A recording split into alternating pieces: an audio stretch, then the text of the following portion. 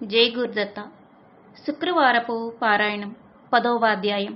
శ్రీ గణేశాయ నమః. శ్రీ సరస్వత్యాయ నమః. శ్రీ గురుభ్యో నమః. శ్రీపాద శ్రీవల్లభ శ్రీ నృసింహ సరస్వతి దత్తాత్రేయ గురుభ్యో నమః. సిద్ధయోగి చెప్పినదంతా శ్రద్ధగా వింటున్న నామధారకుడు స్వామి శ్రీపాద వల్లభుడు కృష్ణానదిలో అంతర్ధానమై మరొక అవతారం ఎత్తారని మీరు చెప్పారు కదా. అటువంటప్పుడు ఆయన గుప్త రూపంలో కురువాపురంలోనే ఉన్నారని అన్నారు. ఈనాటికి కూడా ప్రార్థించినటువంటి భక్తులను రక్షిస్తున్నారని అన్నారు. అదెలా సాధ్యం అని అడిగాడు. అప్పుడు సిద్ధయోగి ఇలా చెప్పాడు. నాయనా, శ్రీపాద స్వామి సాక్షాత్తు భగవంతుడే.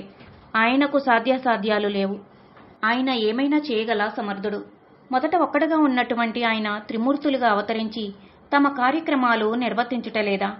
ఆ క్షేత్రంలోనే ఉండి ఇప్పటికీ భక్తులను రక్షిస్తున్నారనే ఒక దివ్యలీల ఒకటి చెప్తాను విను. కాశ్యపస గోత్రికుడైన వల్లభేషుడు అనే బ్రాహ్మణుడు ఉండేవాడు. అతడు వ్యాపారం చేసుకుని జీవిస్తూ ఉండేవాడు. అతని కుటుంబం చాలా పెద్దది. కురువాపురంలో అదృశ్యమైన శ్రీపాదస్వామి తనను ప్రార్థించిన భక్తులను ఇప్పటికీ రక్షిస్తున్నారని అతడు విని శ్రీపాదస్వామికి భక్తుడయ్యాడు. అతడు ఒకసారి వ్యాపార నిమిత్తమై వేరు గ్రామాంతరం వెళ్తూ తనకు వ్యాపారంలో మంచి లాభం వస్తే కురువాపురం వెళ్లి 1000 మంది బ్రాహ్మణులకు భోజనం పెడతానని మొక్కుకున్నాడు. అతడు అనుకున్నట్లుగానే అతడు ఆశించిన దానికంటే ఎన్నో రెట్లు లాభం వచ్చింది. మొక్కు చెల్లించుట కొరకై డబ్బు మూట కట్టుకుని కురువపురం బయలుదేరారు. 3 దొంగలు అతని వద్ద ఎంతో డబ్బు ఉందని పసిగట్టి తాము కూడా కురువాపుర యాత్రికులమని అతన్ని నమ్మించి అతని వెంట బయలుదేరారు. ఇంతలో ఇంకొక యాత్రికుడు కూడా కలిశాడు.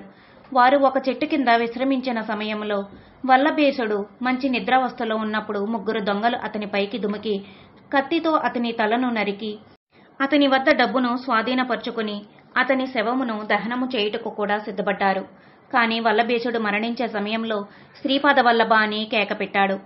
ఆతత్రాణపరాయణుడైన శ్రీపాద వల్లభుడు ప్రత్యక్షమై త్రిశూలంతో 3 దొంగలను పొడిచి చంపాడు. 4వ వ్యక్తి శ్రీపాదుల వారి పాదములపై పడి, ప్రభు, నేను వీరిని దుష్టబుద్ధితో వెంబడించలేదు. సర్వసాక్షి అయిన మీరు అంతర్దృష్టితో గమనిస్తే మీకే తెలుస్తుందని వేడుకున్నాడు. అప్పుడు శ్రీపాదస్వామి వల్లభేషుని తెగిపడి ఉన్న తలను మొండానికి అతికించమని ఆ వ్యక్తితో చెప్పారు. ఆ బాటసారి ఆయన చెప్పినట్లే చేశాడు. శ్రీపాదులు తన అమృతములైన కృపాదృష్టిని తెగిపడి ఉన్న వల్లభేషుని శరీరంపై ప్రసరింపజేసి అంతర్ధానమయ్యాడు.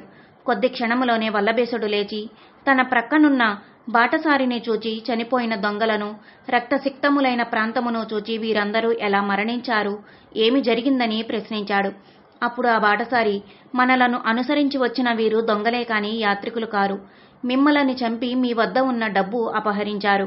కాని అదేమి విచిత్రమో గాని ఒక యోగి పుంగవుడు ఇక్కడ ప్రత్యక్షమై తన చేతిలో ఉన్న త్రిశూలంతో ఆ దొంగలను చంపి మిమ్మల్ని బ్రతికించారు. ఆయన ఎవరో గాని సాక్షాత్తు పరమశివుని వలె ఉన్నారు. మీ మీద తమ యొక్క కృపాదృష్టి సారించి ఇప్పుడే అంతర్ధానమయ్యారు అని చెప్పాడు. అప్పుడు వల్లభేశుడు తనను రక్షించినది సర్వజీవ రక్షకులైన పరమయోగీశ్వరులైన దత్తస్వామి అయిన శ్రీపాద వల్లభులే అని తలచి కురువపురం వెళ్లి ముందు తాను అనుకున్నట్లు 1000 మందికి కాక 4000 మందికి అన్నదానాన్ని చేసి భక్తితో శ్రీపాద స్వామిని పూజించాడు. కనుక నామధారక శ్రీ నృసింహ సరస్వతి స్వామి అని వేరే పేర వేరొక చోట అవతారం ఎత్తినప్పటికీ కురువాపురంలో శ్రీపాదులు అదృశ్యంగా ఇప్పటికీ ఉన్నారనేటటువంటి లీలలు ఇంకా ఉన్నాయి. భక్తులు ఎక్కడ ఉన్నప్పటికీ శ్రీపాద స్మరణ చేస్తే చాలు. అట్టి స్మరణకు అనుగుణమైన నామం ఇలా ఉన్నది. ఈ నామాన్ని భక్తితో ఎవరైతే జపిస్తారో అక్కడ స్వామివారి అనుగ్రహం తప్పక ఉంటుంది.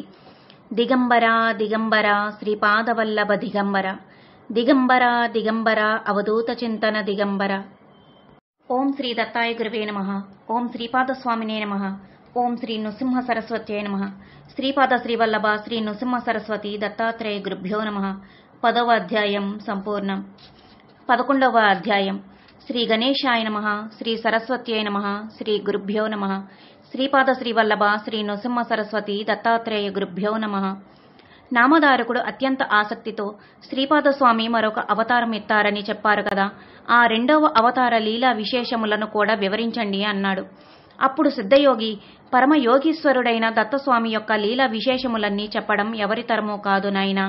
ఎంత వర్ణించినా గాని అది అగాధమైన ఆ గాథలో లవలేశమే అవుతుంది గాని అన్నీ చెప్పినట్లు కాదు సుమా, శ్రద్ధగా విను అని చెప్పాడు. నాయనా, శ్రీపాదస్వామి ఆదేశించినట్లే అంబిక తన జీవిత శేషమంతా శివపూజలోనే గడిపింది. ఆమె మరు జన్మలో మహారాష్ట్రలోని కరంజా అనే గ్రామంలో వాజస్నేయ శాఖకు చెందిన ఒక సద్బ్రాహ్మణుని కుమార్తెగా జన్మించింది. తల్లిదండ్రులు ఆమెకు అంబ అనే నామకరణం చేసినారు. ఆమెకు పూర్వజన్మ సంస్కారం వలన సౌశీల్యంతో పాటు శివభక్తి కూడా అబ్బింది. యుక్త వయసు రాగానే మాధవ్ శర్మను బ్రాహ్మణోత్తమునకు ఇచ్చి వివాహం చేశారు. అతడు కూడా మంచి శివభక్తుడు. ప్రతిదినము ఆ దంపతులు సంధ్యా సమయంలో శివపూజ, శని ప్రదోష పూజ, శని త్రయోదశి నాడు విశేషమైన పూజ చేస్తుండేవారు. ఇలా 16 సంవత్సరాలు గడిచాక అంబ గర్భవతి అయినది. నెలలు నిండిన తర్వాత మహామహిమాన్వితమైన శుభలగ్నంలో ఆమెకొక బిడ్డ కలిగాడు. నామధారక. ఆ పిల్లవాడు పుట్టిన వెంటనే అందరి పిల్లల వలె ఏడవలేదు. సరికదా స్పష్టంగా ఓంకారాన్ని ఉచ్చరించాడు. అది విన్నవారు ఆశ్చర్యచకితులయ్యారు. జ్యోతిష్కులు పిల్లవాని జాతకం చూసి, మాధవ శర్మ, నీ భాగ్యం పండింది. ఈ శిశువు సాక్షాత్తు భగవంతుడే. ఇతడు సన్యాసాన్ని స్వీకరిస్తాడు. ఇతని దర్శనం చేతనే పాపులు కూడా పావనులవుతారు. ఇతనిని కన్నందువల్ల నీ జన్మ ధన్యమైంది అని చెప్పారు. ఆ బాలుడు పుట్టిన వెంటనే ఓంకారం ఉచ్చరించిన సంగతి వాడవాడలా ప్రాకిపోయి అతనిని చూడటానికి జనం ఇసుక వేస్తే రాలనంతగా వచ్చారు. పిల్లవానికి దృష్టిదోషం తగలకుండా ఉండేందుకు తల్లి ఉప్పు, మిరపకాయలు, వేపాకులతో దిష్టి తీసేది. తండ్రి రక్షాబంధనం చేయించాడు. ఆ తర్వాత ఒక శుభముహూర్తంలో ఆ బిడ్డడికి సాలగ్రామదేవ అను పేరు పెట్టారు. కానీ ఇంట్లో అందరూ నరహరి అని పిలుచుకోసాగారు. బలహీనంగా ఉండటం వల్ల అంబ వద్ద పిల్లవానికి చాలినన్ని పాలు లేనందువల్ల ఒక దాదిని గాని, పాడి మేకను గాని ఏర్పాటు చెయ్యాలని ఆ దంపతులు ఆలోచిస్తూ ఉండగా ఆ బిడ్డడు తన చిన్నారి చేతులతో తల్లి వక్షస్థలాన్ని స్పృశించాడు. ఆశ్చర్యంగా ఆమెకు స్తన్యం వెల్లుబులికి 32 దారలుగా కారి నేలపై పడ్డాయి. ఈ విషయం జనులందరికీ తెలిస్తే బిడ్డకు దుష్టిదోషం తగులుతుందని అంబ ఈ లీలను రహస్యంగా ఉంచింది. అంతేగాక ఆయన అవతారమూర్తి అని ముందే సూచించుటకు గాను ఆ బిడ్డడు ఊయలలో పడుకోబెడితే ఏడ్చేవాడు, నేలపై పడుకోబెడితే నవ్వేవాడు. ఇలాంటి లీలలు ఎన్నో జరిగినప్పటికీ అంబ వీటిని ప్రకటించలేదు. అందువలన ఆ ప్రభువు యొక్క సంపూర్ణ దివ్యత్వం అందరికీ తెలియలేదు. ఇలా సంవత్సరం గడిచినా గాని అతనికి ఒక్క మాట రాలేదు. కులదేవతలను ఆరాధించమని చెప్పి కొందరు, మర్రి ఆకుల విస్తళ్లలో భోజనం పెట్టించమని మరికొందరు, రావి ఆకుల విస్తళ్లలో భోజనం పెట్టించమని మరికొందరు చెబుతూ ఉండేవారు. ఆమె ఎవరేది చెయ్యమన్నా అదల్లా చేస్తూ ఉండేది. ఎన్ని విధులను ఆచరించినా పిల్లవానికి మాటలు రాలేదు. ఇలా 6 సంవత్సరాలు గడిచిపోయాయి. కొంతమంది జ్యోతిష్కులు ఆ పిల్లవానిని చూసి, ఇతడు మన మాటలు వినగలుగుతున్నాడు గనక చెవిటివాడు కాదని స్పష్టమవుతున్నది. అయినా ఓం అనడం అందరికీ సాధ్యం కాదు. బహుశా ఇతను మాటలు వచ్చి కూడా ఎందుకో మాట్లాడడం లేదు అనేవారు.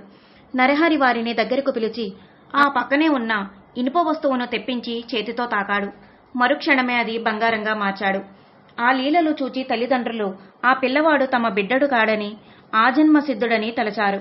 అయినా అతను మాట్లాడకపోవడం గురించి దిగులు పడుతూ ఉండేవారు. తల్లి ఒక రోజున అతన్ని అక్కున చేర్చుకొని, ఓ నా కన్న తండ్రి, నీ మాటలు విని ఆనందించే భాగ్యం మాకు లేదా అన్నది. నరహరి ఆ మాటలకు నవ్వి, తనకు ఉపనయనం చేస్తే మాట్లాడతానని, మొట్టమొదటిగా తల్లితోనే మాట్లాడతానని సైగల ద్వారా చెప్పాడు. ఈ సంగతి విని మాధవ్ శర్మ ఆశ్చర్యపడి ఒక శుభముహూర్తాన్ని నిర్ణయించి ఊరి వారందరినీ ఆ ఉపనయన కార్యక్రమానికి ఆహ్వానించారు. కొందరు పెద్దలు మాత్రము, ఆ పిల్లవాడు గాయత్రి మంత్రం ఉచ్చరించితే మనకేమి, లేకపోతే మనకేమి, మనకు మాత్రం దక్షిణ తాంబూలాలు ముడతాయి కనుక ఆ కార్యక్రమాన్ని జరుపుకోనివ్వండి అన్నారు. ఆ శుభముహూర్తం రానే వచ్చింది. ఉపనయనానికి మాధవ్ శర్మ ఇంట అందరూ చేరారు. నరహరి ముండనము, మాతృభోజనం అయ్యాక జింక చర్మము, పసుపు వస్త్రం ధరించారు. చెవిలో గాయత్రి మంత్రం ఉపదేశించినప్పుడు నరహరి ఆ మంత్రాన్ని మనసులోనే జపించి దీక్ష తీసుకున్నాడు. ఆ తర్వాత అతడు తల్లికి నమస్కరించి ఆమెను భవతీ భిక్షాం దేహి అని తల్లికి తానిచ్చిన మాటను నిలబెట్టుకున్నాడు. తల్లి మొదటిసారి భిక్ష ఇచ్చి ఋగ్వేదం పఠించు, ఆచారం పాటించు అనగానే నరహరి అగ్నిమిలే పురోహితం అంటూ ఋగ్వేదంలోని మొదటి మంత్రాన్ని గానం చేశాడు. అంబ రెండవ భిక్ష ఇచ్చి యజుర్వేదం పఠించు, ఆచారం పాటించు అనగానే నరహరి ఇషేత్వ అని ప్రారంభించి యజుర్వేదంలోని మొదటి మంత్రాన్ని గానం చేశాడు. అంబ మూడవసారి భిక్ష ఇచ్చి సామవేదం పఠించు, ఆచారం పాటించు అనగానే అగ్ని ఆయుహి అని సామవేదంలోని మొదటి మంత్రాన్ని ఉచ్చరించాడు. అది వినగానే సభలోని వారి ఆశ్చర్యానికి, తల్లిదండ్రుల ఆనందానికి అవధులు లేవు. జీవితంలో మొట్టమొదటిసారిగా మాట్లాడటం, ప్రణవోచ్చారణ, ఆ తర్వాత వేద పఠనంతో గాని చేయకూడదని నరహరి అంతకాలం మాట్లాడలేదని అందరూ అనుకున్నారు. 3 భిక్షలు అయ్యాక ఆయన 4వ వేదమును కూడా చదివాడు. ఆయన భగవత అవతారమని తెలుసుకొని అచట బ్రాహ్మణులంతా నమస్కరించారు. సర్వశాస్త్రాలకు జన్మస్థానం అయిన ప్రభువుకు ఇది లెక్కలోనిది కాదు కదా. క్రతువు పూర్తి కావచ్చింది. మాధవ శర్మ దంపతులు అమితోత్సాహంతో ఉన్నారు. తల్లి అతన్ని ఆశీర్వదించి, నాయనా, ఇక నుంచి నీవు భిక్షతోనే జీవించాలి సుమా అని అన్నది. వెంటనే ఆయన తల్లికి నమస్కరించి, అమ్మా, మీ ఆజ్ఞ మేరకు నేను భిక్షవునవుతాను. నేను సన్యాసాశ్రమం స్వీకరిస్తాను. నాకు అనుమతి ఇవ్వండి అని అన్నాడు. అప్పుడు అతని మాటలకు ఆ తల్లి నివ్వెరపోయి దుఃఖిస్తూ, నాయనా, ఒక్కగానొక్క మగబిడ్డవు నీవు. 16 సంవత్సరములు ఎన్నో పూజలు చేశాక నీవు పుట్టావు. అయినా 7 సంవత్సరాలు మాట్లాడనే లేదు. ఇప్పుడే మొదటిసారిగా నీ మాటలు వినగలుగుతున్నాను. నీవు ఇల్లు విడిచిపోతే నా గతి ఏమిటి? నీవు కూడా పెండ్లి చేసుకుని గృహస్థాశ్రమం స్వీకరించాక బిడ్డలు కలిగాక సన్యాసించవచ్చు కదా అని బ్రతిమలాడింది. అప్పుడు ఆయన తల్లిని ఓదార్చి, అమ్మా, వ్యర్థమైన దుఃఖాన్ని తొలగించుకో. నేను ధర్మరక్షణ కొరకు అవతరించాను. నీకు ఇంకా 4 బిడ్డలు పుట్టి నీ సేవ చేస్తారు. నీవు నిష్ఠతో శంకరుణ్ణి పూజించట వల్లనే నేను నీ గర్భాన జన్మించాను అని చెప్పి ఆమె శిరస్సుపై చెయ్యి ఉంచి శ్రీపాద వల్లభునిగా దర్శనము ప్రసాదించారు. ఆమె ఆనందంతో పరవశించి నరహరి పాదములపై పడి, ప్రభు, వెనుకటి జన్మలో ఆత్మాహుతికి పాల్పడినప్పుడు రక్షించిన శ్రీపాదుడు నీవేను. అట్టి నీవు నా గర్భమున జన్మించట వలన నా భర్త వంశము, పితృవంశము పావనమయ్యాయి అన్నది. అతడు ఆమెను లేవదీసి, అమ్మా, ఈ పూర్వ వృత్తాంతాన్ని ఎవరికీ వెల్లడి చేయవద్దు.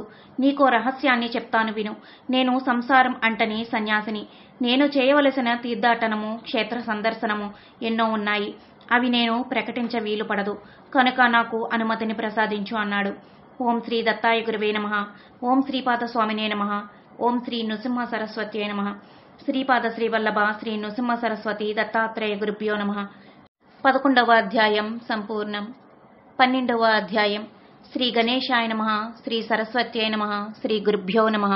శ్రీపాద శ్రీవల్లభ శ్రీ నృసింహ సరస్వతి దత్తాత్రేయ గురుభ్యో నమః. సిద్ధయోగి ఇంకా ఇలా చెప్పాడు. అప్పుడు ఆ తల్లి పుత్రవాత్సల్యంతో నరహరితో, నాయనా, నీవు లోకానికి ధర్మం చెప్తావు కదా, మరి నీవు కూడా 12 సంవత్సరాలు బ్రహ్మచర్యత్వాన్ని అవలంబించి ఆ తర్వాత గృహస్థుడివై బిడ్డలు కలిగాక సన్యాసించవచ్చు కదా. ఇలా కాక తొందరపడి సన్యాసిస్తే వాసనాక్షయం అవ్వకుండా మానవులు పతితులు అవుతారని శాస్త్రము చెబుతున్నది కదా అని బ్రతిమలాడింది. అప్పుడు వటువైన నరహరి ఆమెకు తత్వముని ఈ విధంగా బోధించాడు. అమ్మా, భౌతికమైన శరీరం, వైభవం అశాశ్వతములు. మరణం లేని వాడంటూ ప్రపంచంలో ఎవడూ లేడు. మృత్యుదేవత ప్రతి మానవుని జీవితాన్ని అంటియే ఉంటుంది. రాత్రి పగలు మానవుని శరీర ఆయుర్దాయాన్ని ఎగరగొట్టుకుని పోతుంటాయి. ఈ శరీరము, భార్య, బిడ్డలు శాశ్వతమని తలచేవారు మూర్ఖుల వంటి వారు. అలా కాక మృత్యువును జయించిన వారు మాత్రమే నీవు చెప్పినట్లు జీవించవచ్చు. నేను ధర్మరక్షణ కొరకే అవతరించాను. నాకు విషయవాసనలు లేవు కనుక నేను సన్యాసాన్ని స్వీకరిస్తాను. నన్ను ధ్యానిస్తూ ఉండు, నీవు సంసారమును దాటగలవు అని తన యొక్క దివ్య స్వరూపాన్ని మరొకసారి దర్శింపచేశారు. ఆమె ఆ మూర్తిని కన్నులారా దర్శించి, స్వామి, మాయా మోహితురాలైనటువంటి నేను నీవు నా బిడ్డవనే భావంతో ఇంట కట్టి పెట్టుకోవడం తగదు. బ్రహ్మాండాలన్నీ నీలోనే ఉన్నాయి. సకల చరాచర ప్రపంచ సృష్టికి నాదుడవు నీవేను. నాకు ఇంకా పుత్రులు కలుగుతారని అన్నావు కదా. నాకింకా ఒక్క బిడ్డ పుట్టే వరకైనా నీవు ఉండు. అప్పటి వరకు సన్యాసించడానికి మాత్రం నేను అనుమతించను. నీవు నా మాట వినకుండా వెళ్ళిపోతే నేను మరణిస్తాను. నిన్ను విడిచి నేను బ్రతకలేను అని ప్రార్థించింది. అప్పుడు నరహరి, అమ్మా, నీకు సంవత్సరంలోగా కమలలు పుడతారు. అంతవరకు ఉంటాను గాని ఆ తర్వాత నాకు అడ్డం చెప్పకూడదు అని ఆమె వద్ద మాట తీసుకున్నాడు. అతడు పరమేశ్వరుడన్న జ్ఞానంతో ఆ దంపతులు అతన్ని నిత్యము పూజిస్తూ ఉండేవారు. చతుర్వేద పారంగతులు, షట్శాస్త్ర నిపుణులు కూడా ఆయన వద్ద విద్యార్థులే కృతార్థులయ్యారు. ఇలా సంవత్సరం గడిచేసరికి అంబకు 2 మగపిల్లలు కలిగారు. ఒకరోజు అంబ పిల్లలను ఆడిస్తూ ఉంటే నరహరి తల్లి వద్దకు వచ్చి, అమ్మా, నీవిచ్చిన మాట నిలబెట్టుకో. నీవు చెప్పినట్లు నీకు 2 పిల్లలు కలిగారు. నీకింకా 1 కొడుకు, కూతురు కలుగుతారు. నేను తీర్థయాత్రలకు బయలుదేరుతాను. నన్ను మాత్రము సంతోషంగా సాగనంపాలి అన్నారు.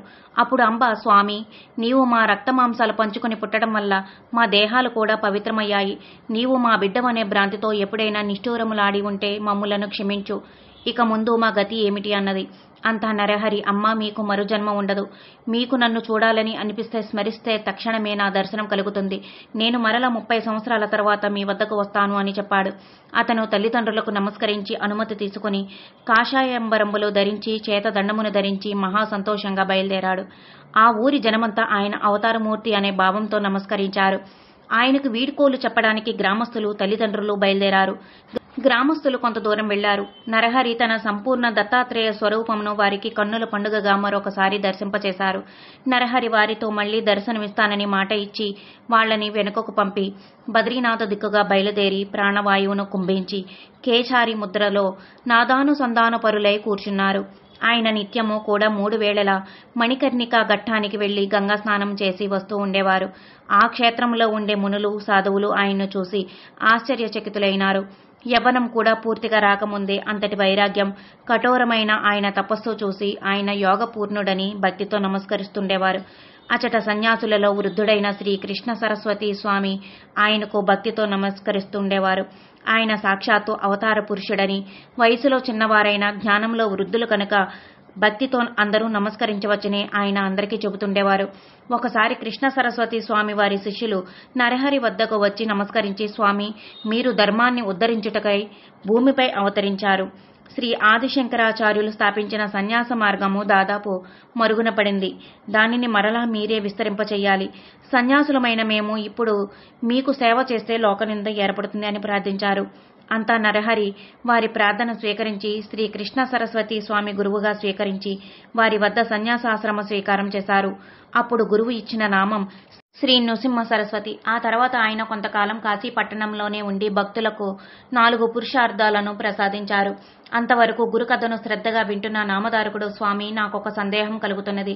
విశ్వగురువైన శ్రీ గురునికి ఇంకొకరు గురువు ఎలా కాగలరు?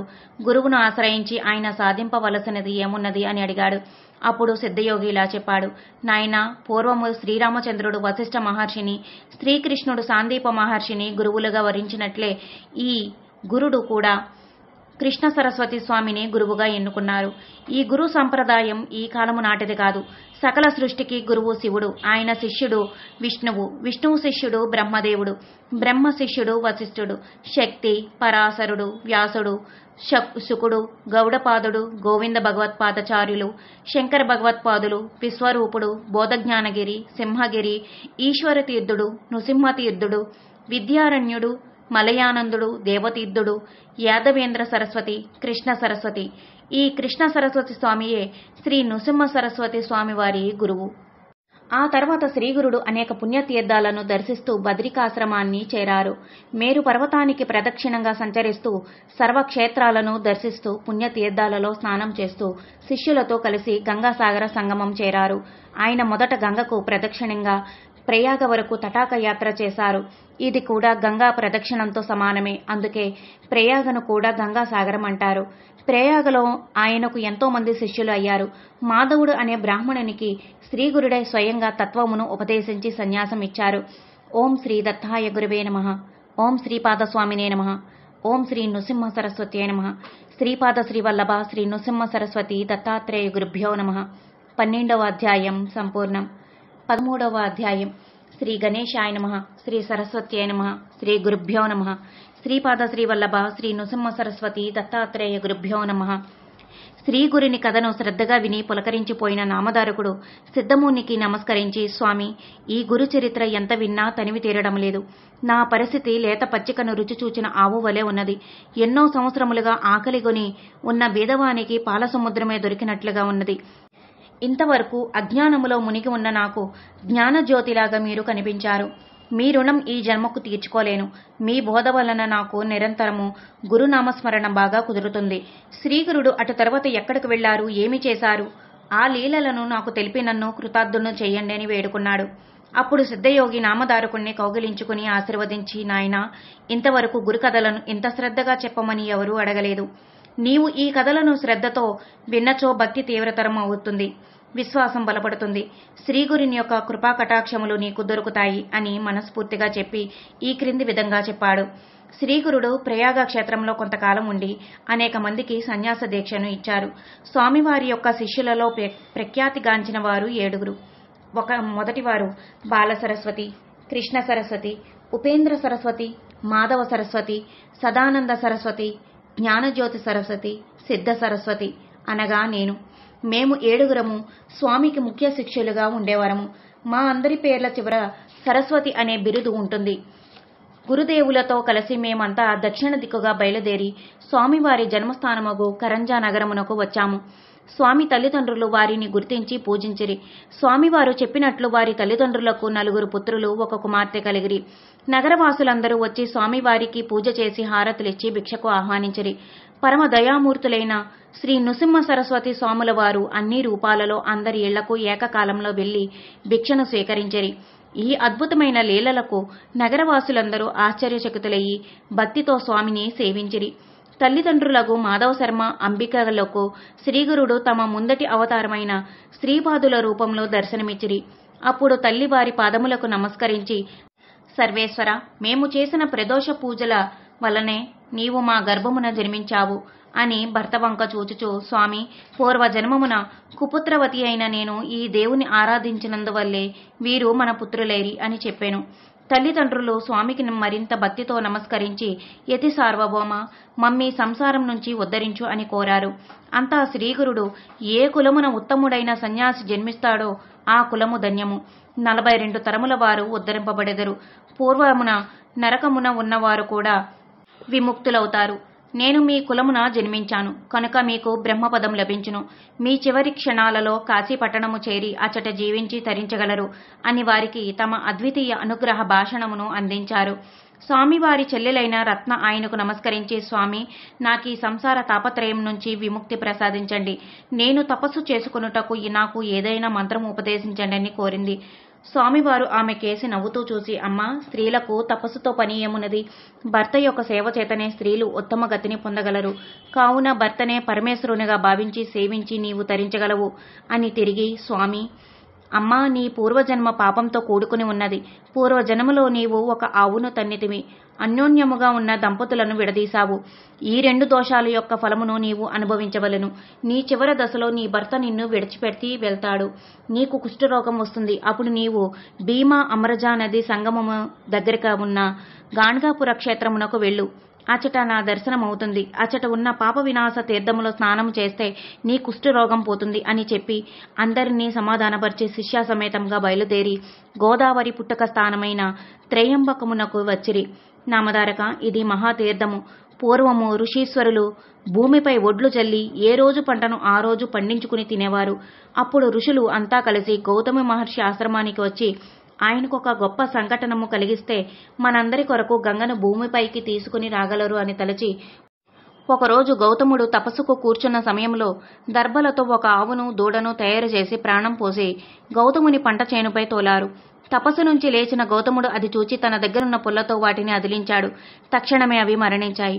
గోహత్య చేసినందువలన ఆ పాపము నుంచి తప్పించుకొనుటకు కొరకు గంగను భూమిపైకి తీసుకురమ్మని ఋషులంతా కోరారు. అందుకు గాను గౌతముడు తపస్సు చేసి గంగను భూమిపైకి తీసుకువచ్చాడు. గౌతమునిచే తీసుకుని రాబడింది కావున గౌతమి అని, గోహత్యాపాతకము నుండి విముక్తి చేసింది గనక గోదావరి అని ప్రసిద్ధి చెందింది. ఇది గొప్ప పుణ్యతీర్థము. శ్రీగురుడు ఆ తీర్థమునందలి క్షేత్రములన్నీ దర్శించుకుంటూ మంజరీకరము అను గ్రామమునకు వచ్చిరి. అక్కడ మాధవారణ్యుడు అను ముని కలడు. అతడు ఒకరోజు ధ్యానమునకు కూర్చున్న సమయంలో శ్రీ నృసింహ సరస్వతి స్వాముల వారి రూపము నరసింహ అవతారములో అతనికి దర్శనమిచ్చెను. అతడు శ్రీగురుడు వద్దకు వచ్చి భక్తితో పూజించెను. శ్రీగురుడు, మాధవారణ్య, నీవు మంత్రసిద్ధిని పొందితివి. నీవు నిత్యము నరసింహోపాసన చేయుట వలన మా దర్శనం కలిగినది అని చెప్పి అతనికి సంపూర్ణ అనుగ్రహమును ప్రసాదించి అక్కడ నుంచి శిష్య సమేతంగా వాసర బ్రహ్మేశ్వరము అను క్షేత్రమునకు వచ్చిరి. అక్కడ గోదావరి తీరంలో స్నానం ఆచరించుటకు శిష్య సమేతంగా శ్రీగురుడు వెళ్ళగా అదే సమయంలో ఉదర రోగంతో బాధపడుతున్న ఒక బ్రాహ్మణుడు నదిలో పడి ఆత్మహత్య చేసుకొనుటకు సంసిద్ధుడై, ఓ భగవంతుడా, అన్ని జీవులకు ఆధారమైనటువంటి అన్నము నాకు గిట్టుటలేదు. అన్నము తినకుండా ఎన్ని రోజులని ఎవ్వరు బతికుండగలరు? అన్నము తింటే చాలు విపరీతమైన కడుపు నొప్పి ప్రారంభమవుతున్నది. ఎన్నాళ్లు తినకుండా నేను జీవించగలను? నేను ఎన్ని పాపములు చేసుకుంటే ఈ రోగం వచ్చిందో? సద్గురువును నిందించానేమో, ఈశ్వర్ని పూజించలేదేమో, తల్లిదండ్రులను వదిలిపెట్టి భార్యతో మృష్టాన భోజనం చేశానేమో, ఎన్నో జీవులకు ఆశ్రమమైన వనమునకు నిప్పు పెట్టానేమో, ఇంకా ఎందుకు నాకు ఈ బ్రతుకు అని తలుస్తూ నడుముకు బండ కట్టుకుని ప్రవాహంలోనికి దూకాడు. స్వామివారు ఈ సంఘటనను చూసి శిష్యులను పంపి అతన్ని ఒడ్డుకు తీసుకురండి అని ఆజ్ఞాపించారు. శిష్యులు అదే విధంగా చేశారు. స్వామివారు అతని వైపు చూస్తూ, బ్రాహ్మణుడా, ఆత్మహత్య మహాపాపమని తెలిసి కూడా అందుకు ప్రయత్నిస్తున్నావేమి అని అడిగారు. అప్పుడు ఆ ఉదర రోగి స్వామికి నమస్కరించి, స్వామి, నేను ఈ భూమికి భారంగా జన్మించాను. పక్షమునకు గాని మాసమునకు గాని ఒక్కసారి తినను, ఉదర రోగం నన్ను బాధిస్తుంది. శరీరమునకు అన్నమే కదా ముఖ్యము, అది తినకుండా నేను ఎన్నాళ్ళని జీవించగలను అని తన బాధను వ్యక్తం చేశాడు. అప్పుడు శ్రీవారు అతనితో, నాయనా, నన్ను మించిన వైద్యుడే లేడు. క్షణంలో నీ బాధను పోగొట్టగల ఔషధం ఇస్తాను. నా మాట మీద విశ్వాసం ఉంచి నీవు వెళ్లి భోజనం చెయ్యి. ఇక నీకు ఆ రోగ బాధ ఉండదు అని అన్నారు. అతడు భక్తితో నమస్కరిస్తూ ఉన్న సమయంలో ఆ ఊరి గ్రామాధికారి వచ్చి స్వామివారికి నమస్కరించాడు. అప్పుడు శ్రీగురుడు, నాయనా, నీవెవరువు, నీ పేరేమి అని అడిగారు.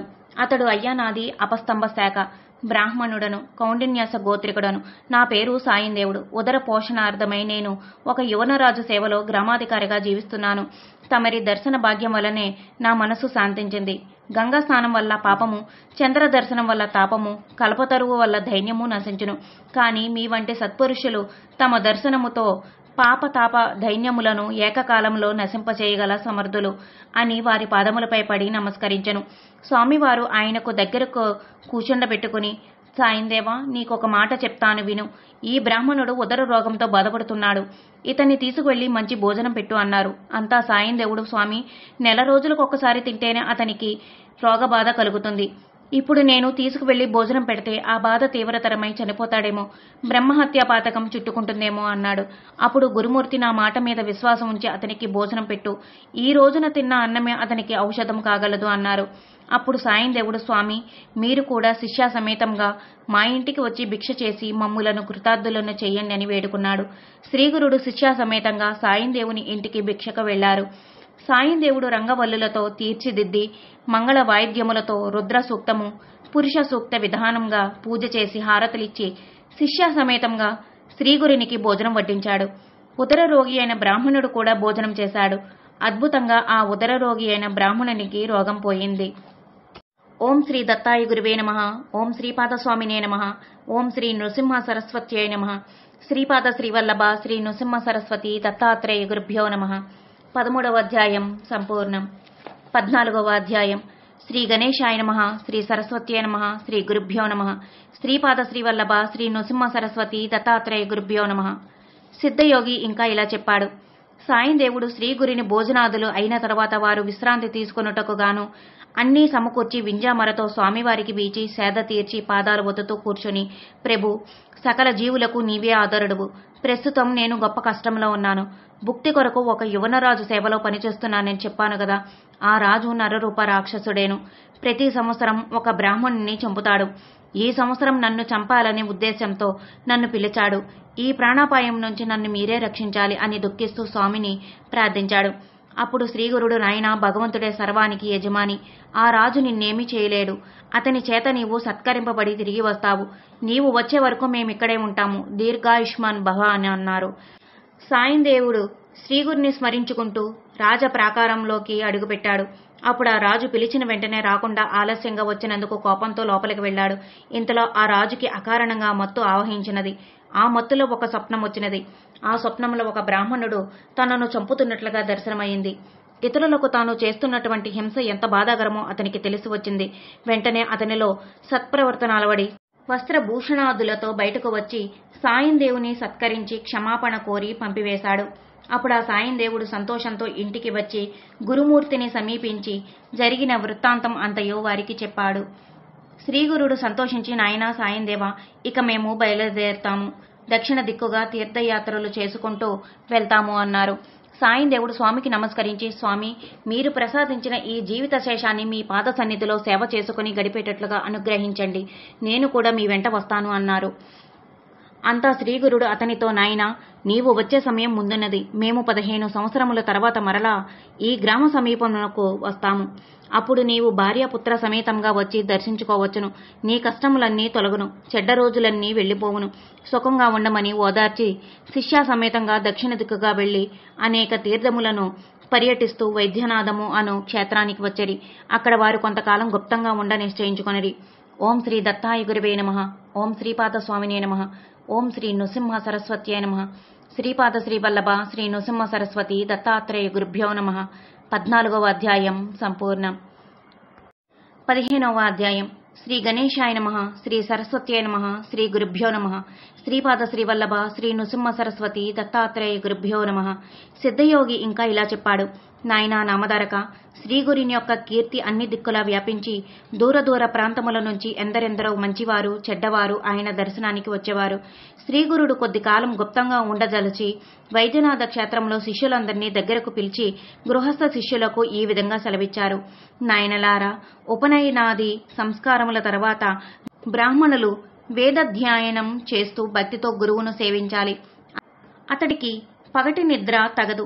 దొరికిన భిక్షాణము గురువుకు అర్పించి సమావర్తన హోమం చేయాలి. ఆ తర్వాత గురువు ఆజ్ఞతో తగిన కన్యను పెండ్లాడి గృహస్థాశ్రమ ధర్మాన్ని పాటించాలి. పిల్లలు కలిగిన తర్వాత పుత్రుడికి సర్వస్వము సమర్పించి భార్య అనుమతితో సన్యసించాలి. అతడు స్త్రీ కథలను వినకూడదు, వాహనములను ఎక్కరాదు, మంచము తాకరాదు, పగలు నిద్రించరాదు. వెదురు, సొరకాయ, చెక్క, మట్టి వీటితో చేసినటువంటి పాత్రలు మాత్రమే ఉపయోగిస్తూ దండధారి అయి పగలు మాత్రమే భుజించాలి. 3 పగళ్లు మించి ఏ గ్రామంలో నివసించక స్థిరచిత్తుడై ఉండాలి. అలా తిరగడానికి శరీరంలో శక్తి లేకపోతే సదా దైవాన్ని ధ్యానిస్తూ ఒక క్షేత్రంలో నివసించాలి.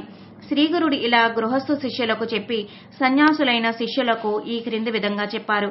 నాయనలారా, మీరందరూ తీర్థయాత్రలకు వెళ్ళండి. మీకు శ్రీశైలంలో బహుధాన్య నామ సంవత్సరంలో మా దర్శనం లభిస్తుంది అన్నారు. అప్పుడు ఆ శిష్యులు, స్వామి, మీ పాదాల వద్దనే సకల తీర్థాలు ఉన్నాయి కదా, మిమ్ములను విడిచి మేము ఎక్కడికి పోగలము అన్నారు. స్వామి నవ్వుతూ, నాయనలారా, సన్యాసులమైన మనము 5 రోజులకు మించి ఎక్కడా ఉండకూడదు. సర్వతీర్థాలు దర్శించుట మన ధర్మం. అందువలన మనసు స్థిరం కలుగుతుంది. ఆ తర్వాత ఒకే చోట స్థిరంగా ఉండటం శ్రేయస్కరం అని చెప్పారు. అంతటా శిష్యులు, స్వామి, మీ మాటే మాకు వేదవాకు, మేము ఏ తీర్థాలు సేవించాలో సెలవియ్యండి అని వేడుకున్నారు. అప్పుడు శ్రీగురుడు తీర్థాలన్నిటిలో ఉత్తమమైనటువంటి కాశీకి వెళ్లి గంగను సేవించి గంగాతట యాత్రను చేయండి. ఆ తర్వాత యమున, సరస్వతి నదులను సేవించండి. కుశావర్తము, శతధ్రువ, పిపాస, శరావతి, విశస్త, అసిక్ని, మరుద్రుత, మధుమతి, ధృతవతి నదుల వెంట యాత్రలు చేయండి.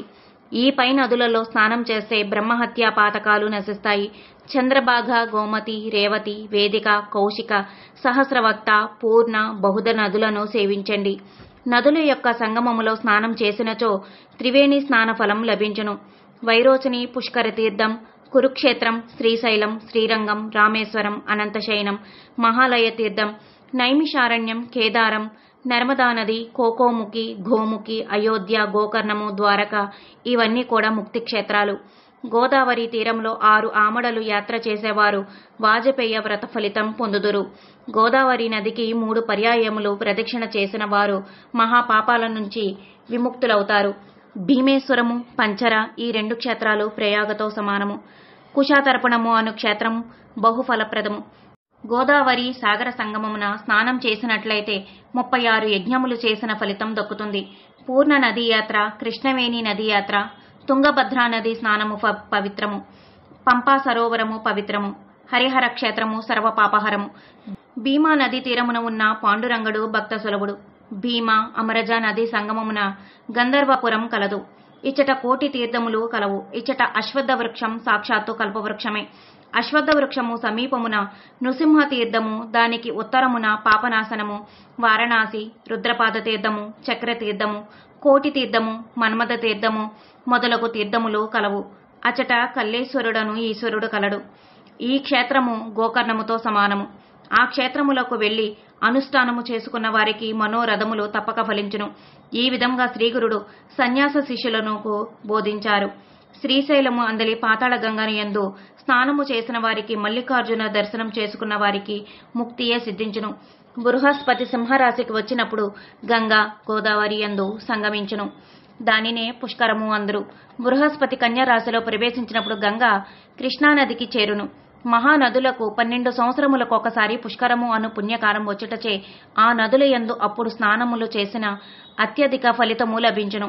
భీమా, కృష్ణానది కలియో చోట స్నానం చేస్తే వారు సిద్ధులై 60 పర్యాయాలు బ్రాహ్మణుడిగా జన్మించును. శేషాద్రి, కుంభకోణము, కన్యాకుమారి, మత్స్యతీర్థము, పక్షితీర్థము, ధనుష్కోటి, రామేశ్వరము, మహాలక్ష్మి నివాస స్థానమైన కొల్హాపురము ముఖ్యక్షేత్రం కాబట్టి ఆ క్షేత్రమును సేవింపుడు. కృష్ణానది తీరమునందు బిల్లవటి అనే గ్రామం కలదు. అక్కడ భువనేశ్వరి అమ్మవారు కలరు. ఆ క్షేత్రమును సేవింపుడు. కృష్ణానది తీరమునందు అమరపురం అను క్షేత్రం కలదు. అచ్చట 5 నదులు కృష్ణతో సంగమించును. యుగాలయము, శూర్పాలయము ఈ తీర్థములు పరమ పవిత్రములు. మలోపహ అనునది కృష్ణతో సంగమించును. అక్కడ విశ్వామిత్రుడు తపమునర్చిన స్థానం కాబట్టి పరమ పవిత్రము. ఓం శ్రీ దత్తాయ గురువే నమః. ఓం శ్రీపాదస్వామినే నమః. ఓం శ్రీ నృసింహ సరస్వత్యై నమః. శ్రీపాద శ్రీవల్లభ శ్రీ నృసింహ సరస్వతి దత్తాత్రేయ గురుభ్యో నమః. 15వ అధ్యాయం సంపూర్ణం. 16వ అధ్యాయం. ఓం శ్రీ గణేశాయ నమః. ఓం శ్రీ సరస్వత్యై నమః. ఓం శ్రీ గురుభ్యో నమః. శ్రీపాద శ్రీవల్లభ శ్రీ నృసింహ సరస్వతి దత్తాత్రేయ గురుభ్యో నమః. సిద్ధముని నామధారకునితో ఈ విధంగా చెప్పాడు.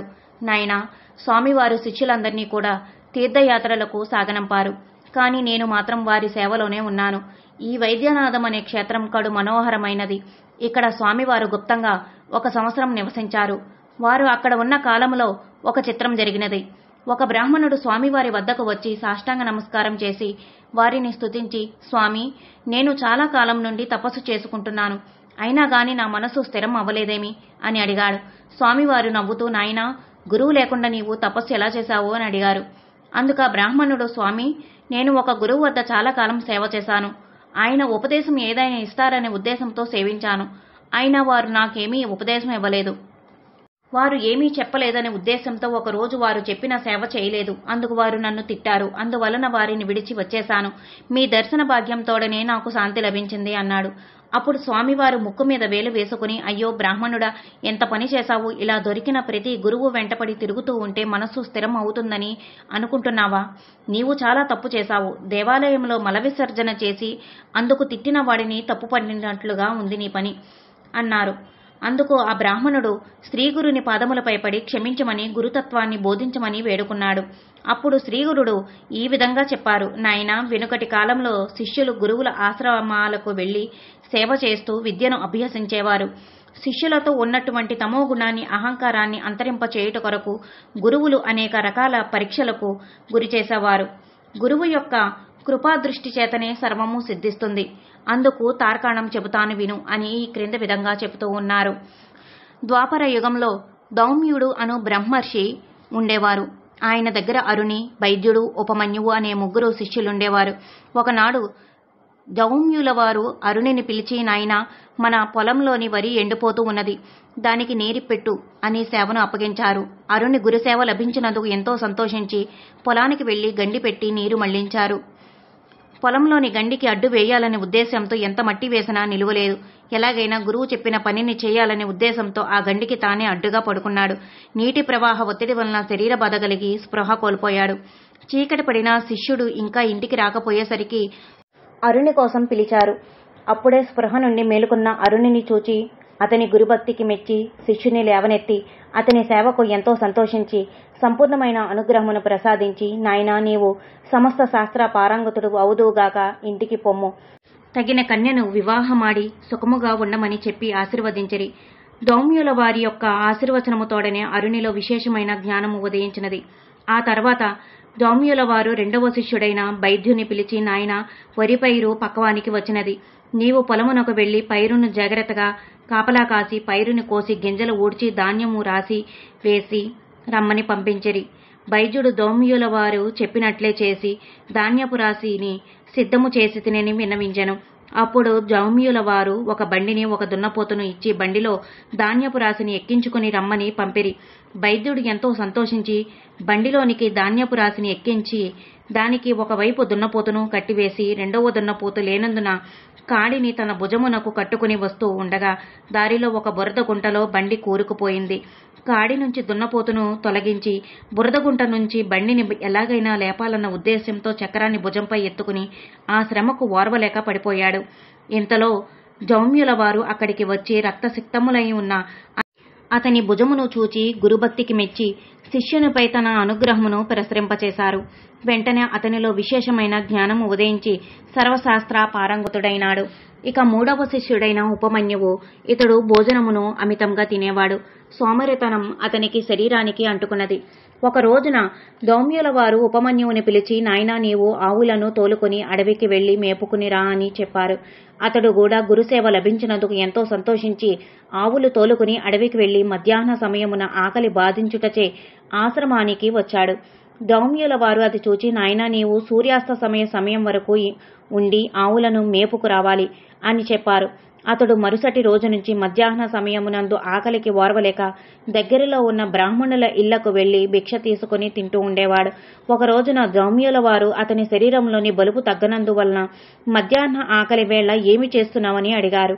అప్పుడు ఉపమన్యువు తాను బ్రాహ్మణుల ఇళ్లలో భిక్ష తెచ్చుకుని తింటున్నట్లు చెప్పాడు. అంతా దౌమ్యుల వారు, నన్ను విడిచి నీవు భుజిస్తున్నావట్రా?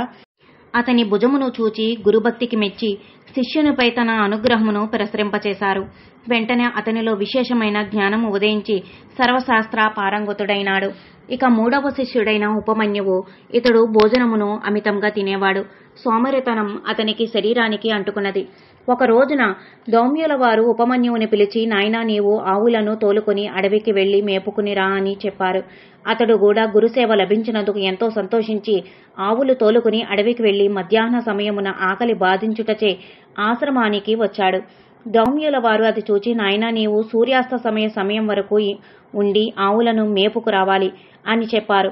అతడు మరుసటి రోజు నుంచి మధ్యాహ్న సమయమునందు ఆకలికి ఓర్వలేక దగ్గరలో ఉన్న బ్రాహ్మణుల ఇళ్లకు వెళ్లి భిక్ష తీసుకుని తింటూ ఉండేవాడు. ఒక రోజున దౌమ్యుల వారు అతని శరీరంలోని బలుపు తగ్గనందువలన మధ్యాహ్న ఆకలి వేళ ఏమి చేస్తున్నావని అడిగారు.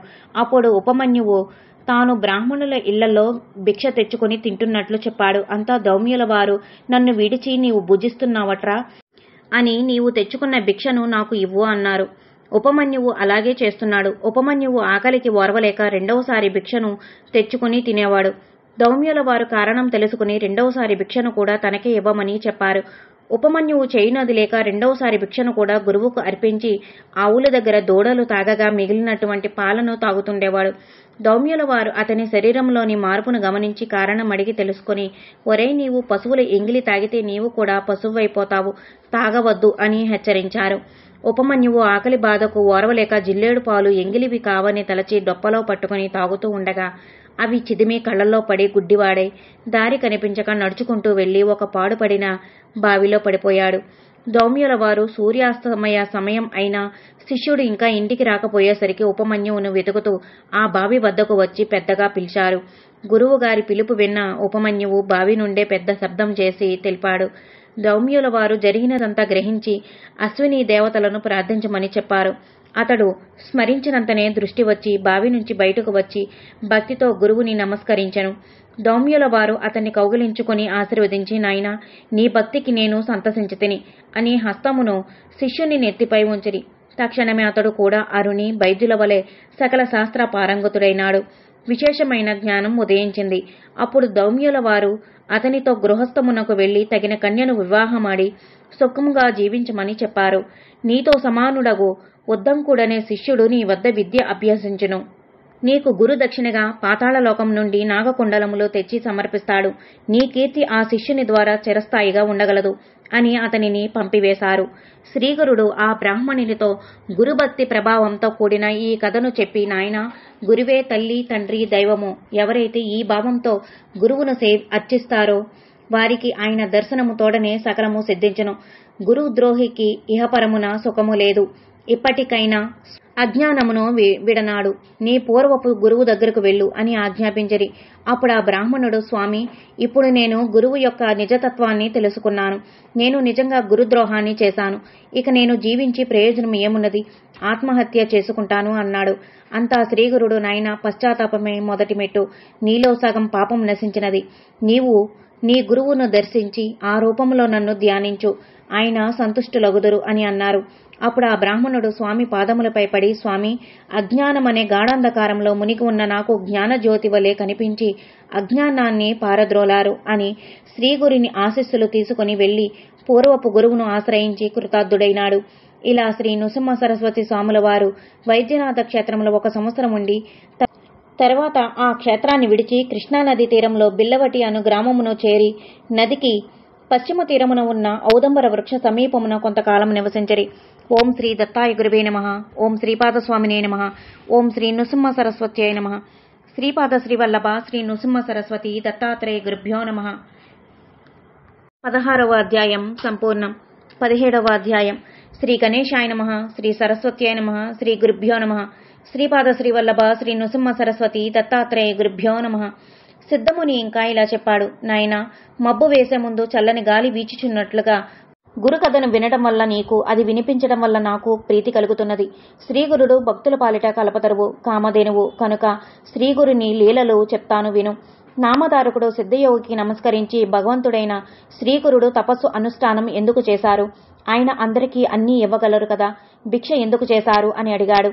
అప్పుడు సిద్ధయోగి, నాయనా, శివుడు భిక్ష చేయలేదా? మహాత్ములు భిక్ష చేయటం, తీర్థయాత్ర చేయటం, తపస్సు చేయటం భక్తులను ఉద్ధరించటానికే. ఆయన ఉత్తమ తీర్థాలను ఎన్నో ప్రకటన చేయటానికి ఈ విధంగా చేశారు.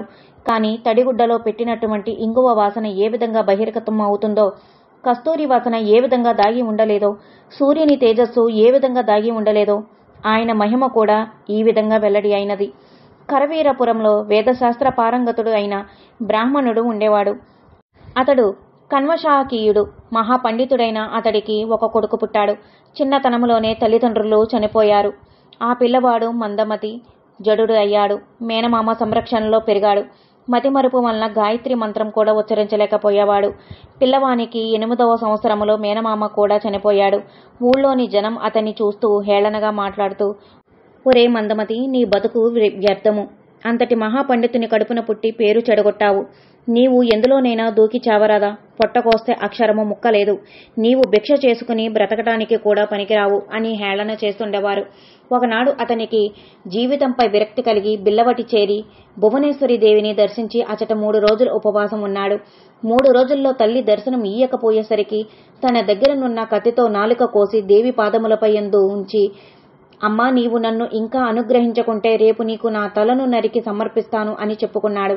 ఆనాటి రాత్రి దేవి కలలో కనిపించి, నాయనా, నాపై అలుగవద్దు. ఔదంబర వృక్షం కింద తపస్సు చేసుకుంటున్న ఎత్తి సాక్షాత్తు పరమేశ్వరుడు శ్రీదత్తుడు, అపార శక్తివంతుడు, నీ కోరిక తీర్చగలడు అని చెప్పింది.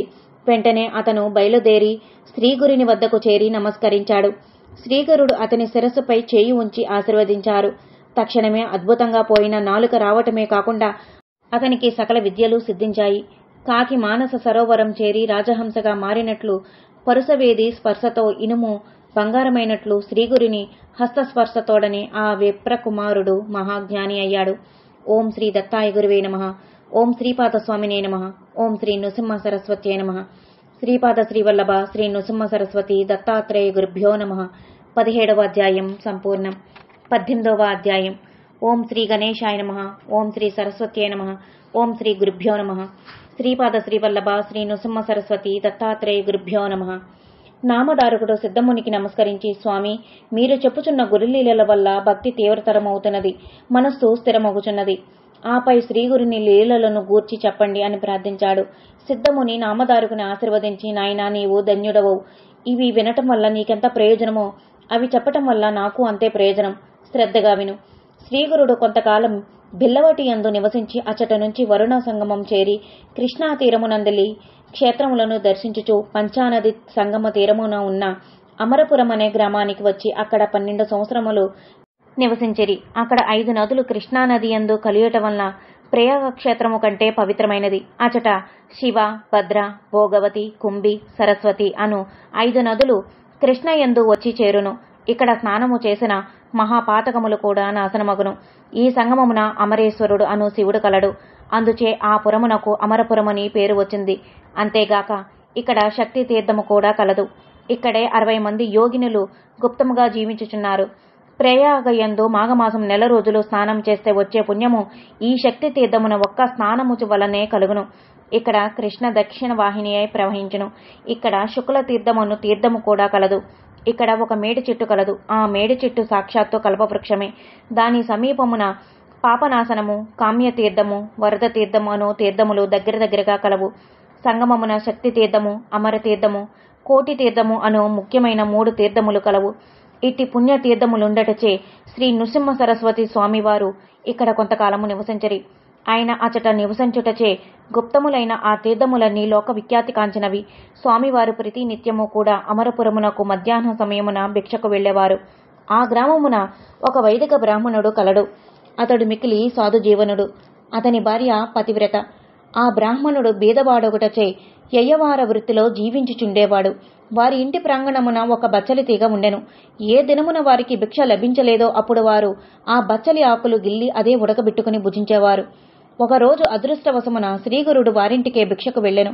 బాబని భార్య స్వామిని ఆహ్వానించి షోడశోపచారములతో పూజ గావించి తాము వండుకున్న బచ్చలి కూరను స్వామికి భిక్షగా సమర్పించెను. స్వామివారు తృప్తిగా సేవించి సంతృప్తి నొంది నేటితో మీ దారిద్ర్యం తీరిపోయినది అని చెప్పి వెళ్ళుచు దారిలోని ఆ బచ్చలి పాదుని పీకేసి వెళ్లిపోయేరి. అది చూచి ఆ బ్రాహ్మణ దంపతులు ఎంతో దుఃఖించిరి. ఆ బ్రాహ్మణ గృహిణి, అయ్యో మనము స్వామికేమి అపరాధము చేసితిమి? ఎప్పుడైనా భిక్ష దొరకని వేళ ఈ బచ్చలి ఆకులతో కడుపు నింపుకుంటిమే. ఇప్పుడు ఈ ఆధారము కూడా తీసివేసినారు. గర్భదారిద్ర్యం అనుభవించుచున్న మనం ఎలా జీవించగలం? ఈ పిల్లలను ఎలా పోషించగలం అని దుఃఖించింది. అప్పుడు ఆ బ్రాహ్మణుడు, సర్వం ఈశ్వర ఆజ్ఞ వలనే జరుగుచున్నది. ఈశ్వరుడు వారి ప్రారబ్ధములను అనుసరించి ఆయా కాలములయందు సుఖదుఖములను అనుభవింపచేయును అని ఒక పలుకును తీసుకుని తిరిగి ఆ పాదును అక్కడే నాటుదామనే ఉద్దేశ్యంతో త్రవ్వడం ఆరంభించెను. త్రవ్వుచుండగా గడ్డ పలుకకు లోహపాత్ర తగిలి శబ్దం వచ్చెను. ఆశ్చర్యముగా దంపతులిద్దరూ పై మట్టిని తీసి చూడగా రాగి బిందె నిండుగా బంగారపు నాణెములున్న నిధి కనిపించెను. అప్పుడు ఆ బ్రాహ్మణుడు, చూసావా స్వామి, ఈ లతను పీకి వేయడం వల్లనే మనకి నిధి దొరికింది. స్వామి సాక్షాత్తు పరమేశ్వరులే అనుకుని శ్రీగురుని వద్దకు వెళ్లి స్వామి పాదములపై పూలు వేసి జరిగినదంతయో చెప్పిరి.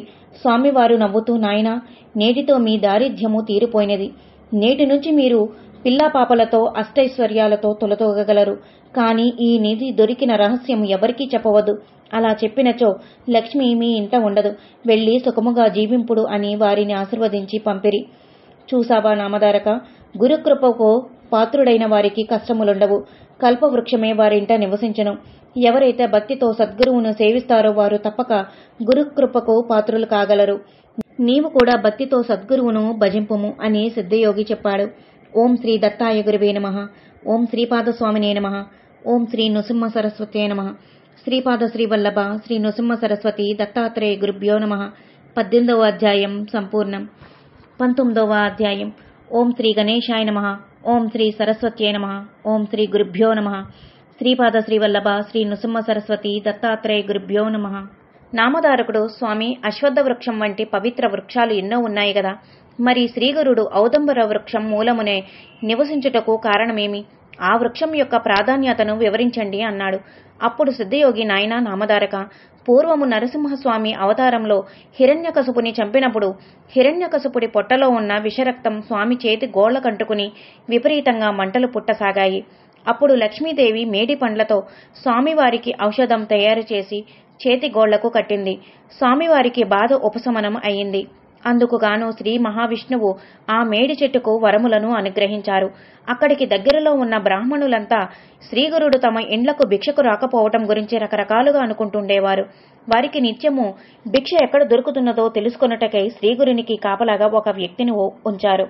ప్రతిరోజు మధ్యాహ్న సమయం అయ్యేసరికి అతని హృదయంలో విపరీతమైన భయం ఆవహించి అచట నుంచి పారిపోయేవాడు. ఎవరైతే మహాత్ములను పరీక్షింపకోరుదురో వారికి అధోగతి తప్పదు. అక్కడికి దగ్గరలో ఉన్న పొలము యజమాని గంగానుజుడు అనేవాడు ఒకరోజు శక్తి తీర్థమునందలి నదీ గర్భం చీలి 60 మంది యోగినులు వచ్చుట చూచి ఆశ్చర్యచకితుడైనాడు. మరుసటి రోజు కూడా అదే విధంగా జరుగుట చూచి వారేమి చేస్తారో తెలుసుకుందామన్న కుతూహలం ఎక్కువై ఒక చెట్టు చాటు నుండి అంతా గమనిస్తున్నాడు. జల ప్రవాహం నుంచి వచ్చిన యోగిని గణాలు స్వామివారిని సమీపించి కొంతసేపు పూజ చేసి స్వామివారిని తీసుకుని మరలా జల ప్రవాహంలోనికి వెళ్ళుట గమనించి ఆ గంగానుజుడు కూడా వారి వెనుకనే వారు చూడకుండా ప్రవేశించి గమనించసాగాను. స్వామిని నదీ గర్భంలోనికి తీసుకువెళ్లిన యోగిని గణాలు శ్రీగురిని రత్నఖచిత సింహాసనపుపై కూర్చుండబెట్టి షోడశోపచార పూజ గావించి పంచభక్ష పరమాణములతో వారికి విందు గావించి సేద తీర్చుట గంగానుజుడు గమనించాను. శ్రీగురుడు తమ స్థానమునకు వచ్చే ముందు బయట నించుని ఉన్న గంగానుజుని చూచి, నాయనా, నీవు ఎవరవు, ఎక్కడి నుంచి వచ్చావు అని అడిగారు. వాడు, స్వామి, నా పేరు గంగానుజుడు. ఈ దగ్గరలో ఉన్న పొలము నాది. సాక్షాత్తు మీరు పరమేశ్వరులేను. అజ్ఞానందకారులైన మానవులు మీ నిజస్వరూపాన్ని తెలుసుకోలేకపోవచ్చున్నారు. నా తప్పిదాన్ని క్షమించి నన్ను కాపాడి రక్షించండి అని దీనంగా ప్రార్థించాను. అప్పుడు శ్రీగురుడు అతనితో, నాయనా, నేటితో నీ కష్టములు తీరినవి. నీకు సద్గతి లభించును. కాని ఇక్కడ చూచినది మాత్రము ఎవరితో చెప్పకుసుమా. నీకు మంచి జరుగుతుంది. చెబితే తక్షణమే నీవు మరణిస్తావు అని అతన్ని ఆశీర్వదించి స్వామి ఔదంబరానికి చేరిరి. ఆ మరునాడే అతడు పొలము దున్నుచుండగా నాగలికి లోహపాత్ర తగిలిన శబ్దమయ్యెను. నిధి దొరికెను. నిధిని ఇంటికి తీసుకువెళ్లి సుఖంగా జీవించెను. ఒక మాఘ పూర్ణిమ సమయముయందు గంగానుజుడు శ్రీగురిని వద్దకు వచ్చి నమస్కరించి, స్వామి, మాఘమాసంలో ప్రయాగ స్నానం పుణ్యమంటారు కదా, కాశీ దర్శనం పవిత్రమంటారు కదా, నేనింతవరకు వాటిని దర్శించలేదు. వాటి శ్రవణం వలన కూడా పుణ్యం దక్కుతుందంటారు. ఈ క్షేత్ర మహత్యములను నాకు తెలియపరచండి అని పలికెను. అప్పుడు శ్రీగురుడు, నాయనా, ఈ కృష్ణానది సంగమమే మనకు ప్రయాగ, కొల్హాపురమే మనకు గయ. ఇక్కడ సమీపమునున్న యుగాలయము కాశీ. నీ భక్తి శ్రద్ధలకు మెచ్చాను. ఇప్పుడే నీకు వాటి దర్శనం కలుగుతుంది. నా పాదుకులను గట్టిగా పట్టుకుని కన్నులు మూసుకో అన్నారు. అతడు అట్లే చేసినాడు. తక్షణమే స్వామివారు కన్నులు మూసి తెరిచినంతలో ప్రయాగ దర్శనం చేయించి మరల సాయం సమయానికి ఔదంబర వృక్షం చేర్చారు. ఇట్లు కొంతకాలం జరిగిన తరువాత స్వామి ఆ క్షేత్రమును విడిచిపో నిశ్చయించుకున్నారు. ఆ సంగతి విని ఆ యోగిని గణాలు, స్వామి, నిత్యము మీ దర్శనము సేవ వలన మా లోపములన్నీ నశించినవి. మీరు మమ్మల్ని వదిలి వెళ్లడం ధర్మమా అని ప్రార్థించారు. అప్పుడు శ్రీగురుడు, ఈ ఔదంబరమే మాకు నివాస స్థానము. ఇక్కడ గుప్తముగా మేము నివసించదము. ఈ ఔదంబర మూలములో మమ్ము భక్తితో ఎవరు పూజించరో వారికి సకల కోరికలు సిద్ధించును. ఈ ఔదంబర వృక్షమును పూజించిన వారికి సకల కోరికలు సిద్ధించును. ఈ ఔదంబర వృక్షమును పూజించిన వారికి సర్వకార్యములు నెరవేరును. అంతేగాక ఇక్కడ అన్నపూర్ణాదేవిని కూడా స్థాపిస్తున్నారు. ఈ క్షేత్రమునందు బ్రాహ్మణ సమారాధనలు నిత్యము జరుగుచుండును. ఇక్కడ ఉన్న పాపనాశము, కామ్యతీర్థము, సిద్ధతీర్థములందు స్నానము చేసి 7 పర్యాయాలు ఈ ఔదంబర వృక్షమును ఎవరు నీటితో తడుపుదరో అట్టి వారికి గొడ్రాలితనం పోయి దీర్ఘాయుష్మంతులకు పుత్రులు కలుగుదురు. ఇచ్చట ఒక బ్రాహ్మణునికి భోజనం పెడితే 1,000,000 బ్రాహ్మణులను తృప్తిగా భుజింపచేసిన ఫలితం దక్కును. ఈ ఔదంబర వృక్షమునకు ప్రదక్షిణ చేసిన వారికి కుష్ఠరోగం నశించును. మేము లోక దృష్టికి ఇచ్చట నుంచి వెళ్ళినట్లు కనిపిస్తాము గాని అదృశ్య రూపములో ఇక్కడనే ఉంటాము అని స్వామివారు చెప్పిరి. ఓం శ్రీ దత్తాయ గురువే నమః. ఓం శ్రీపాద స్వామినే నమః. ఓం శ్రీ నృసింహ సరస్వత్యే నమః. శ్రీపాద శ్రీవల్లభ శ్రీ నృసింహ సరస్వతి దత్తాత్రేయ గురుభ్యో నమః. 19వ అధ్యాయం సంపూర్ణం. 20వ అధ్యాయం. శ్రీ గణేశాయ నమః. శ్రీ సరస్వత్యే నమః. శ్రీ గురుభ్యో నమః. శ్రీపాద శ్రీవల్లభ శ్రీ నృసింహ సరస్వతి దత్తాత్రేయ గురుభ్యో నమః. నామధారకుడు సిద్ధయోగికి నమస్కరించి, స్వామి, శ్రీ నృసింహ సరస్వతి స్వామి వారు ఈ ఔదంబర వృక్ష మూలంలోనే గుప్తంగా నివసిస్తున్నారని అన్నారు కదా, అదెలా సంభవము? అందుకు తార్కాణమేమున్నది అన్నాడు. అప్పుడు సిద్ధయోగి, నాయన, శ్రీగురుని యొక్క లీలలు వర్ణించటం ఎవరి తరమూ కాదు. పరమాత్మ స్వరూపుడైన ఆయన మహిమలకు సాధ్యాసాధ్యాలు లేవు. అయినను అక్కడ జరిగిన ఒక వృత్తాంతము చెప్తాను, శ్రద్ధగా విను. ఇక్కడికి దగ్గరలోనే సిరోలా అనే గ్రామం కలదు. అచ్చట ఒక సద్బ్రాహ్మణుడు కలడు. ఆయన భార్య సుశీల, మహాపతివ్రత. వారికి 5 పుత్రులు పుట్టి చనిపోయిరి. ఎందరో దేవతలకు మ్రొక్కిరి. కాని ఎట్టి ఫలము లేకుండా పోయినది. ఆ సుశీల ఎన్నో వ్రతాలు, ఉపవాసములు కూడా ఆచరించింది. ఫలితం లేకుండా పోయింది. అప్పుడు ఆమె ఒక జ్యోతిష్కుణ్ణి కలిసి తనకు పుత్ర వియోగము కలుగుటకు కారణమేమిటో చెప్పమని ప్రార్థించింది. ఆ జ్యోతిష్కుడు, అమ్మ, ఎవరు గర్భపాతమును వనర్తురో, పరద్రవ్యమును అపహరింతురో, గోవులను గాని అశ్వములను గాని హింసింతురో అట్టి వారు రాబోవు జన్మమున పుత్రులు లేని వారొగదురు. ఒకవేళ బిడ్డలు కలుగుచున్నను మరణింతురు. నీవు కూడా పూర్వ జన్మమున సౌనక గోత్రుడైన ఒక బ్రాహ్మణుని వద్ద నుంచి 100 రూపాయలు అప్పుగా తీసుకుని ఎంత అడిగినను నీవు తిరిగి ఇవ్వనందున ద్రవ్యలోపముచే మదనపడి అతడు ఆత్మహత్య చేసుకుని పిశాచమై అతడే ఈ జన్మమున నీ బిడ్డలను చంపుచున్నాడు అని చెప్పాను. అందుకు సుశీల కిన్నురాలే ఆశ్చర్యముతో, అయ్యా, మరి నా పాపము ఉపశమనించుటకు ఏదైనా ఉపాయము చెప్పండి అని ప్రార్థించినది. అప్పుడు ఆ జ్యోతిష్కుడు, నీ నిమిత్తముగా చచ్చిన బ్రాహ్మణుడు పిశాచమయ్యాడు. అతనికి వంశీయులు లేకుండటం వలన కర్మకాండలు జరిగి ఉండలేదు. నీవు అతనిని ఉద్దేశించి ప్రేతకర్మలు చేయుము. అతని గోత్రికుడైన బ్రాహ్మణునకు ఆ 100 రూపాయలు అప్పును చెల్లింపుము. కృష్ణానది తీరమునందు పంచగంగా తీరములో ప్రతిరోజు స్నానం చేస్తూ అచ్చటనున్న శ్రీగురుని పాదుకలను పూజింపుము అని చెప్పాడు. ఆమె, అయ్యా, మీరు చెప్పిన మాసవ్రతమును నేను ఆచరించగలను, కానీ ఇప్పుడు నేను కడు బీదరాలను, నేనా అప్పు చెల్లించలేను. ఇప్పుడు నేనేమి చెయ్యాలి అని అడిగింది. ఆ జ్యోతిష్కుడు, అమ్మ, సాక్షాత్తు శ్రీగురుని సేవించు, నిన్ను పిశాచ బాధ నుంచి ఆయనే రక్షించగలరు అని చెప్పారు. అందుకు ఆమె సంతోషించి మేడి చెట్టు మూలంలో ఉన్న శ్రీగురిని పాదుకలను సకలోపచారములతో పూజించి ఉపవాస దీక్షతో కామ్య తీర్థములో ఉన్న జలమును తీసుకుని వచ్చి మేడి చెట్టు మూలమును తడిపి ప్రతిరోజు ప్రదక్షిణ నమస్కారములు చేస్తుండేది.